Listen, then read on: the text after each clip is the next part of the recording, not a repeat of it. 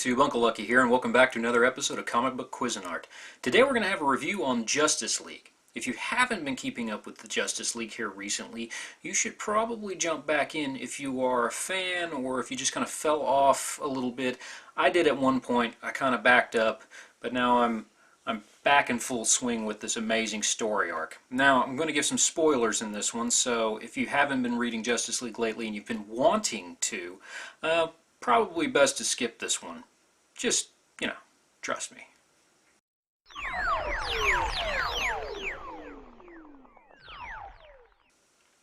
Up first, we're going to talk about story. And the story is pretty intense. It's got a lot of things going on, a lot of things. The meat and potatoes is there's two big bad bastards out there in space, and these two do not like each other whatsoever, and they're just decided they're going to duke it out. Well, it unfortunately turns out that Earth is the little planet in the solar system that they're going to duke it out on, and it seems that the Justice League is kind of powerless because these two are so bad they give everybody a run for their money on their own. So the story is written by Jeff Johns.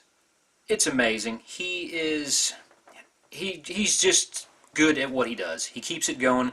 He has everything in there, including the kitchen sink, but it doesn't feel like it's overpowering. You can read a couple of issues, and there you are. You quickly pick up on what's going on, even though there's so many characters involved, and there is a ton. I mean, you have the entire Justice League, you have the Anti-Monitor, and you have Darksied. But not only that, you have Darksied and his minions, you have the Anti-Monitor and his minions, and then you have what's going on with the Justice League and Earth and all of their counterparts. It's a lot of stuff to take in. But you can read it very easily, and it keeps you going. Now, we're going to pick up from issue 41.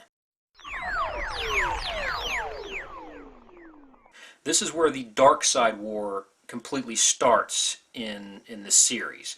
So if you haven't been collecting in a while, you can probably quickly pick up some back issues if this is where you want to jump into, because it's a good jumping in point.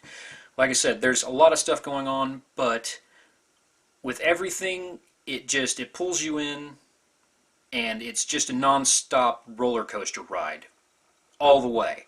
And it's not even completely finished yet. I'm picking up because during this Darksied War run, we're on issue 45 right now, going into 46, and the story has kind of done an arc. It's branched out a little bit with a couple of one-shot comic books that I'll talk about in a minute. But as far as Jeffrey Johns' story goes, it's really good. It's captivating, it's interesting, just got a lot going on for it.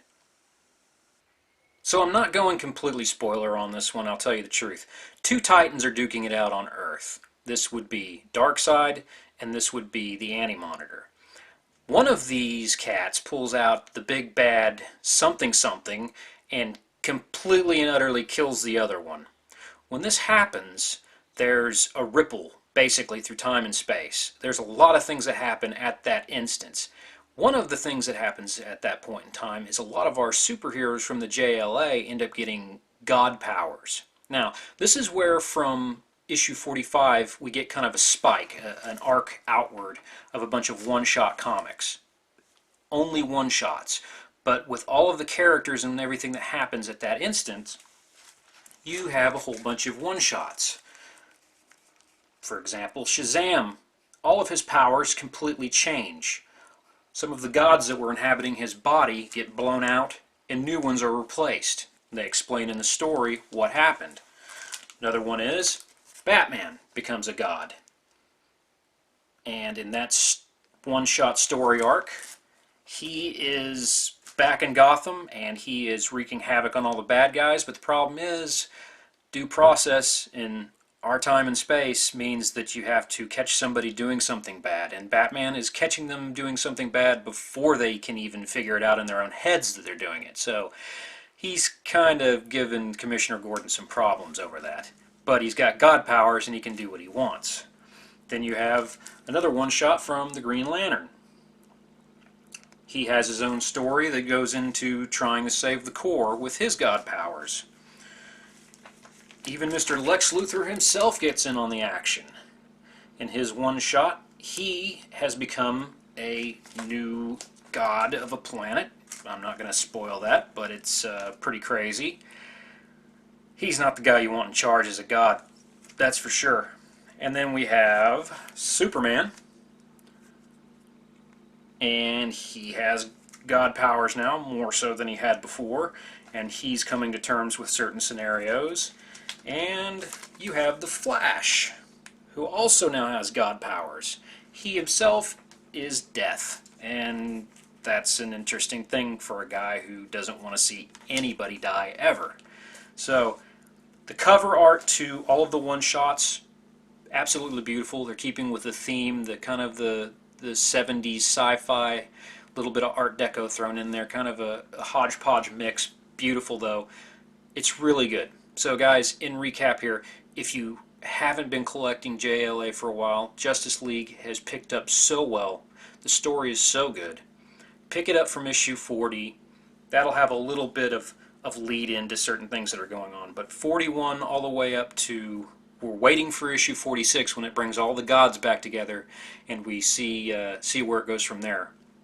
I'm not sure how massive the ending's going to be, or if it's going to have any other kind of ramifications for the DC universe as it stands, but it's impressive. So now let's talk a little bit about art. And the art is beautiful. It's captivating. It's just so amazing. The artist that starts off issue 41, and he has had a run for a while with the Justice League, is Jason Fabok.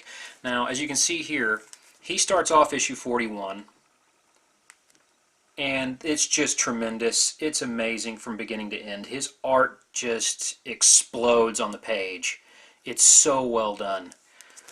And he just does such great work.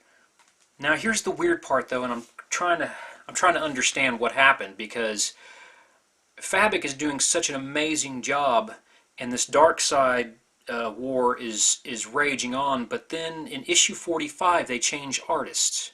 And I don't know why you would do that right in the middle of this kind of a run.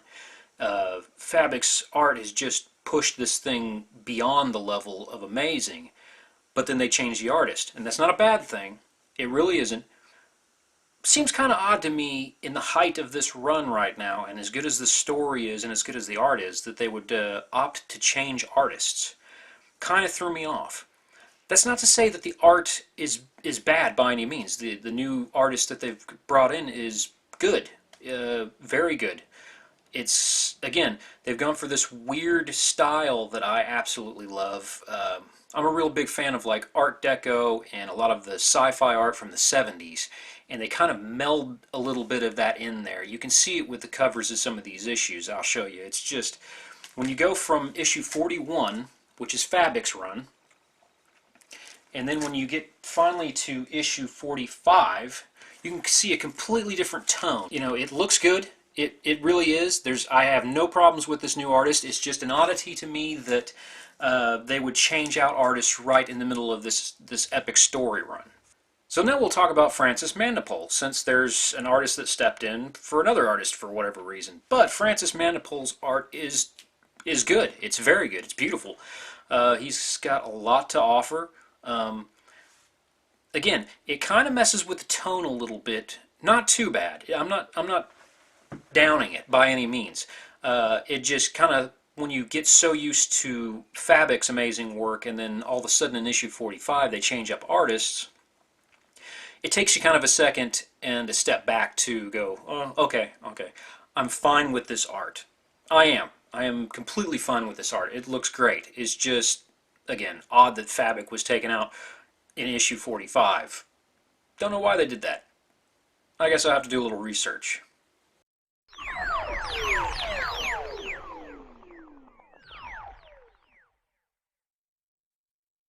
So to recap, Jeffrey Johns is a wizard. He's an amazing writer, captivating, pulls you in, keeps you wanting more, and that's always good when it comes to a comic book.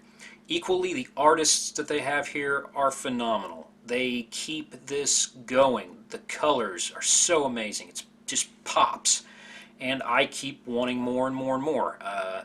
That's the sign of a very good comic book series in itself. So, you guys take it easy, and I will see you on the next one.